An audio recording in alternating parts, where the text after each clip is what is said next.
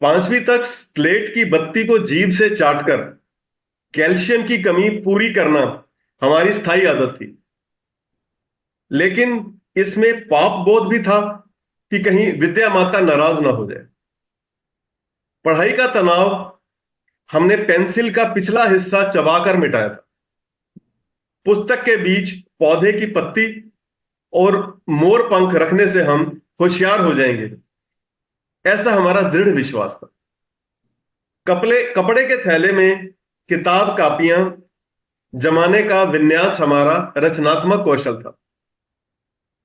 हर साल जब नई कक्षा के बस्ते बंधते, तब कॉपी किताबों पर जिल्द चढ़ाना अपने जीवन का वार्षिक उत्सव मानते थे।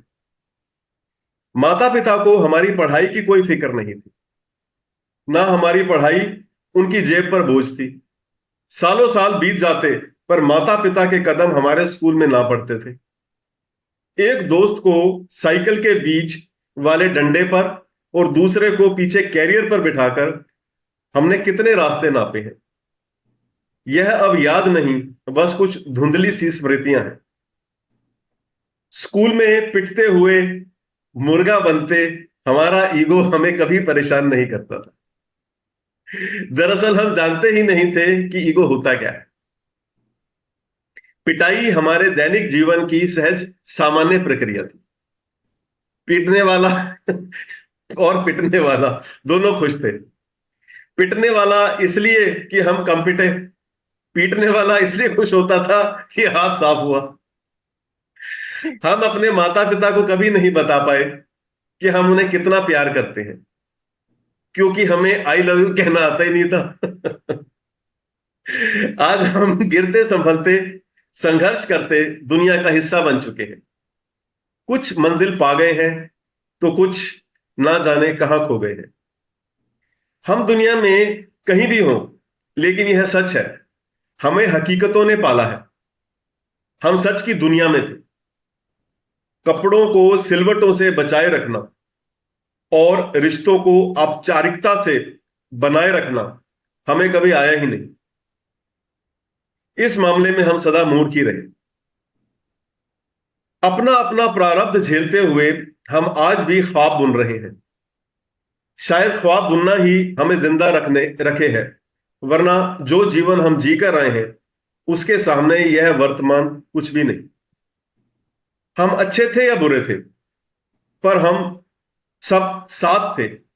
काश वो समय फिर लौट आए। एक बार फिर अपने बचपन के पन्नों को पलटिए, सच में फिर से जी उठेंगे।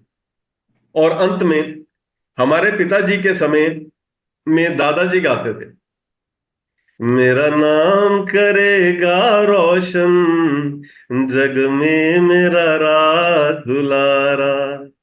और हमारे जमाने में हमने गाया, पापा कहते हैं बड़ा नाम करेगा, बेटा हमारा ऐसा काम करेगा, मगर ये तो कोई न जाने कि मेरी मंजिल है कहाँ।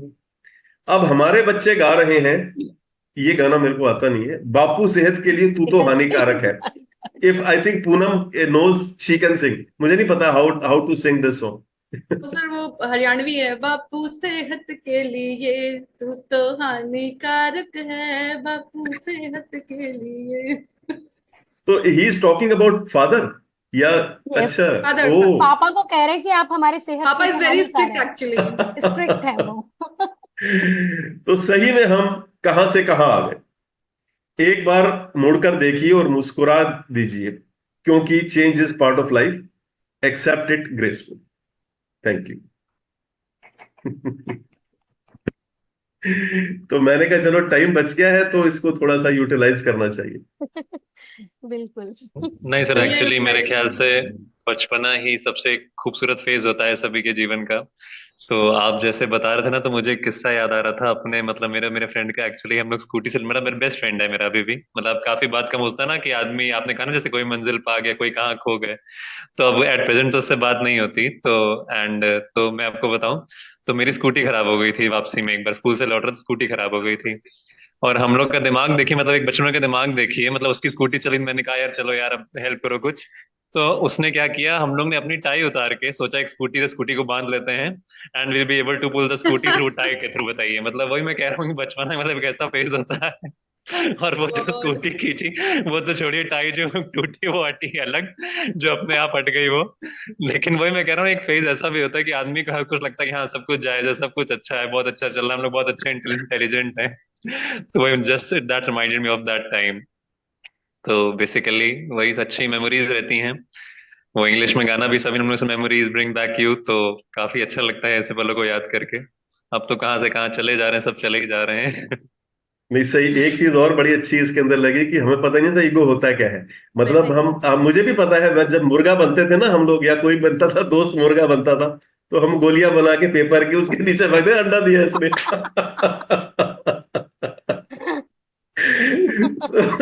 तो ईगो पता ही नहीं होता था।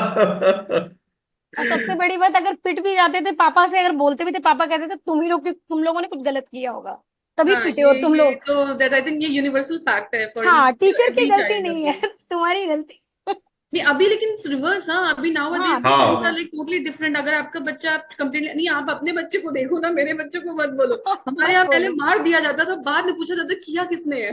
तो किया किसने है। पहले कुट वो भी जाते थे, बाद कई बार तो में। वो भी नहीं पूछते थे कि टीचर से हाँ, पूछना ही क्यों है, तुमने कुछ कुट गलत कुट गए हो किया है। बस, हाँ बस आप कुट गए हो बस, और अब कोई हो सीन गया। नहीं है, और सीन नहीं है कोई बस। अब तो बिल्कुल भी नहीं। नीलू जी। तो पेरेंट्स बोल के स्कूल में आते थे, इन्हें कूटो, इन्हें हाँ, मारो, मारो इन्हें घर पे ये। पढ़ाओ। मतलब ऐसा था कि घर पे भी कूट जाओ, वहां भी कूट जाओ, पर कुछ नहीं फर्क वहां भी पड़ता हाँ। था। अभी राजेश जी, मैं अपनी फ्रेंड को मिली कैलिफोर्निया में, वो भी आई थी कनाडा से मेरे पास सैन फ्रांसिस्को। तो वो और उसके हस्बैंड दोनों मेरी क्लास में थे, और वही ग्रुप था जो पिटते थे। और इतनी सारी ट्यूशंस लगाने के बाद भी वो लोग फेल होते थे, और मैं उनको एंड में पढ़ाती थी, और मैं पीछे रह जाती थी उनकी वजह से। तो जितना टाइम भी उसने हमारे साथ स्पेंड किया अभी 3 डेज, हम टोटली स्कूल की ही बातें कर रहे थे कि ऐसे होता था, वैसे होता था, वो टीचर ऐसी थी, हम मार खाते थे। आपने बिल्कुल रिकॉल करा दिया मुझे सब कुछ। Best phase. एक बार मैं बताता हूँ आपको। I was quite in senior class, मतलब मेरे ख्याल से 10th के आसपास की बात रही होगी। और एक बार टीचर, मतलब मैं जैसे बाहर चला गया अपना, पानी वानी के बहाने बाहर गया, मस्ती करता हुआ आ रहा हूँ। It was I think basically free period था, वो टीचर बैठे हुए थे वहां, मैं बाहर मस्ती करके वापस आया, तो ही वॉज वॉचिंग मी। तो आया उसने, he wanted to he wanted to slap me, मारना चाह रहे थे मेरे को। तो जैसे ही वो मेरे ऊपर मारने के लिए आए, मैं ना घूम गया। तो पूरा उनका जो टीचर्स टेबल होता था उसके अराउंड में पूरा घूम के वापस पहुंच गया। तो he felt very embarrassed, he felt very embarrassed. उसके बाद तो मतलब उनका ईगो पे आ गया। हमें ईगो नहीं पता, उनको ईगो पता है कि मैंने इसके पीछे भागा and I could not catch him, फिर जो मारा उन्होंने मेरे को। तो मार तो पिटाई तो बहुत खाई है, मतलब टिल 12th। मतलब हम लोग क्या, चलिए निंदे जी से पूछते हैं, निंदे जी क्या शांत बैठे हैं निंदे जी, इन्होंने पिटाई तो उन्होंने भी टीचर खाई सिर्फ है। सुजाता जी की बिल्कुल बिल्कुल। परफॉर्मेंस पे मुस्कुराए हैं, उसके बाद एकदम शांत बैठे हैं, एकदम स्माइल करते हैं, हंसते में कुछ नहीं ज्यादा, बहुत अच्छे लगते हैं उसको निंदा जी। Please please continue. नहीं नहीं, एक नहीं, आप ये काफी नॉस्टैल्जिक था। और काफी नॉस्टैल्जिक था, इतना ही बोल सकता हूँ। कुछ बहुत सारी पुरानी यादें वापस आ गई। मार तो हमने भी खाई है। वो बिना मार पीठ के तो पे कोई स्टूडेंट बना ही नहीं है। वो पीठ पे जो है ना, एक धपाड़ करके एकदम, बहुत सारी यादें आ गई वापस।